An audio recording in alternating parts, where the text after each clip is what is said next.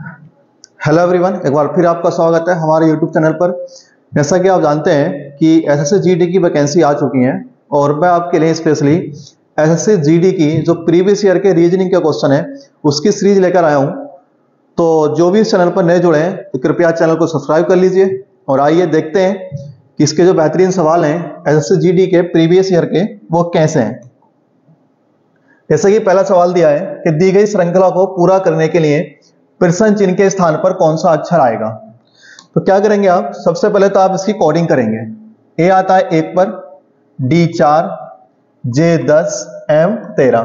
तो आप पहले वाले में कंपेयर करके देखेंगे तो एक यहां पर 3 बढ़ा के लिखें और यहां भी 3 बढ़ाकर लिखें। इसका मतलब 3 बढ़ रहे हैं और 3 बढ़ रहे हैं तो यहां भी कितने बढ़ेंगे 3।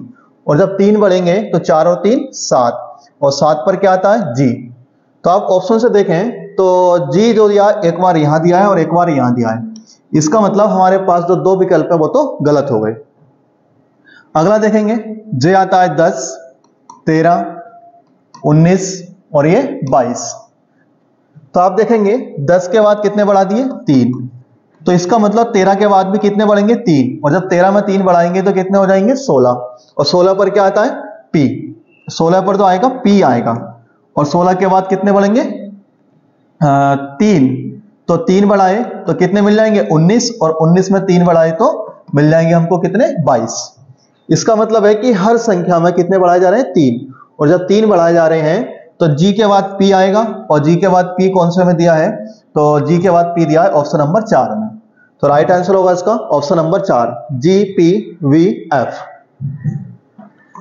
अगला क्वेश्चन देखेंगे, इसमें आपको जैसे आर डबल ओ टी इसका संबंध दिया है डबल क्यू टी वी के साथ, एस टी ई एम का संबंध दिया वी जी यू ओ के साथ, तो एल ई ए एफ का संबंध पूछा किसके साथ आएगा। तो देखिए कैसे किया गया है, जैसे कि आर डबल ओ टी इसे लिखा गया है एस टी ई एम। देखो आर आता है 18, ओ आता है 15, 15 और ये आता है 20।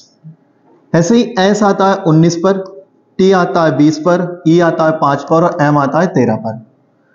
अगर आप देखें तो आर को लिखा है क्या S T E M, sorry गलत हो गया, दोबारा देखते हैं। जैसे कि आर डबल ओ टी इसे लिखा गया है क्यू क्यू टी वी, तो आर आएगा 18, ओ 15, ओ 15 और टी 20। ऐसे ही क्यू 17, 17, 20 और ये 22। अगर आप यहां देखें तो 15, जैसे कि 18, 18 में कितने बढ़ाएं 2, 18 और 2 20। ऐसे ही 15, 15 में कितने बढ़ाएं 2, 15 और 2 17। ऐसे ही 15 और 2 17 और 20 और 2 22। पहले क्रॉस लॉजिक लगाया गया है, 18 में 2 ऐड किए कितने आगे 20, फिर आप ओ का रिलेशन क्यू के साथ, फिर ओ का रिलेशन क्यू के साथ। ऐसा ही यहां देखेंगे तो S T E M V G U O, अगर आप इनकी कोडिंग करेंगे तो 19, 20, 5, 13, ये आता है 22, 7 और यह है यू 21 और ओ 15।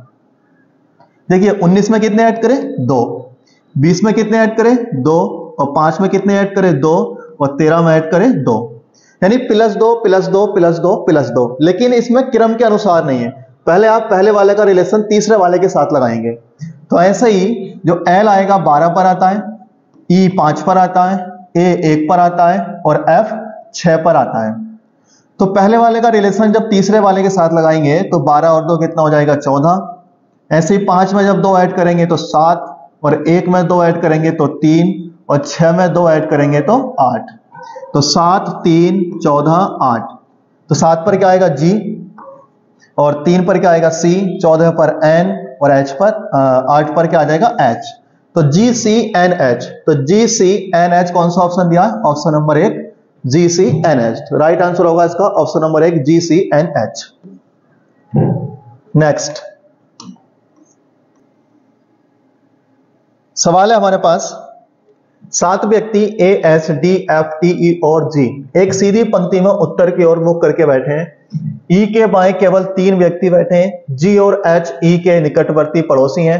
ए पंक्ति के दाएं छोर पर बैठा है। डी ए का निकटवर्ती पड़ोसी है। एफ ई के बाएं दूसरे स्थान पर बैठा है। पंक्ति के बाएं छोर पर कौन बैठा है?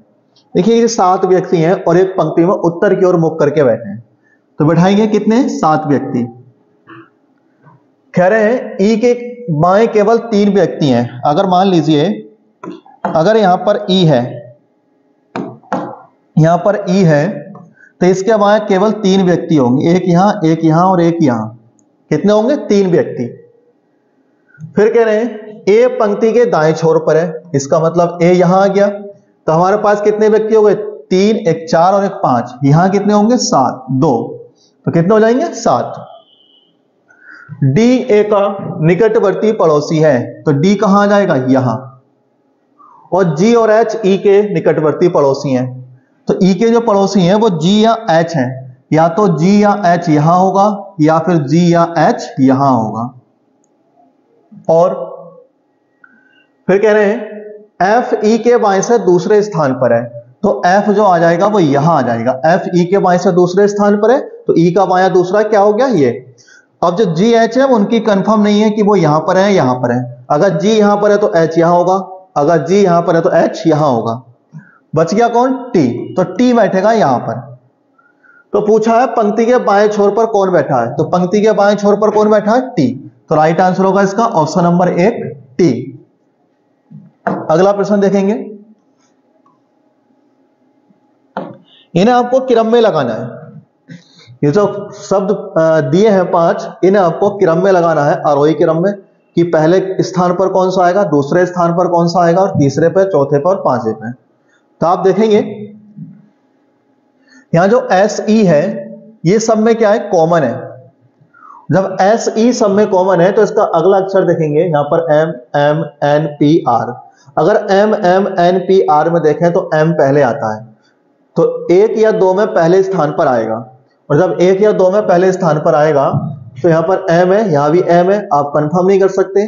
अगला अक्षर देखेंगे आई और ओ। आई और ओ में पहले कौन आएगा? आई। इसका मतलब है पहले स्थान पर ये आएगा और दूसरे स्थान पर ये आएगा। तो ऑप्शन से देख लेते हैं क्या ऐसा कुछ दिया है 1 2 करके। तो ऑप्शन नंबर 3 दिया है 1 2 3 4 5, बाकी किसी में नहीं है 1 2 से सीरीज। तो राइट आंसर क्या होगा इसका? Option number 3 1 2 3 4 5। अगला क्वेश्चन देखते हैं। यह क्वेश्चन दिया है कि उस विकल्प का चयन कीजिए जो तीसरे शब्द से उसी प्रकार संबंधित है जिस प्रकार दूसरा शब्द पहले से संबंधित है।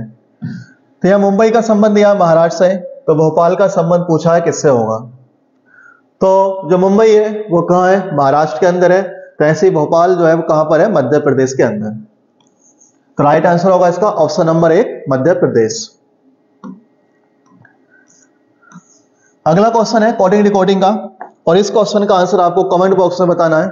और उम्मीद करते हैं वीडियो अच्छी लगी होगी। वीडियो अच्छी लगी हो तो चैनल को सब्सक्राइब करिए, वीडियो को लाइक करिए, शेयर करिए। मिलते हैं अगली वीडियो में। धन्यवाद।